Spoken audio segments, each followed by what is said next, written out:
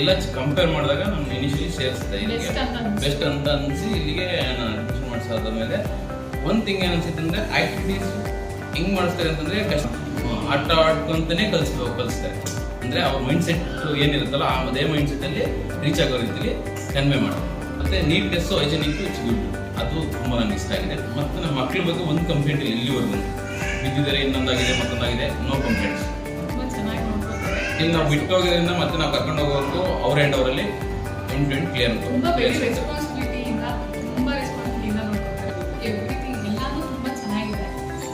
ನನಗೆ ಬೇರೆ ಕಡೆ ಎಲ್ಲ ವಿಚಾರಿಸಿ ಇಲ್ಲಿ ಸೇರಿಸಿದ್ದು ತುಂಬ ಸ್ಯಾಟಿಸ್ಫ್ಯಾಕ್ಷನ್ ಇದೆ. ನನ್ನ ಮಗ ತುಂಬ ಇಂಪ್ರೂವ್ ಆಗಿದ್ದಾನೆ, ನಮ್ಗೆ ತುಂಬ ಖುಷಿಯಾಗಿದೆ.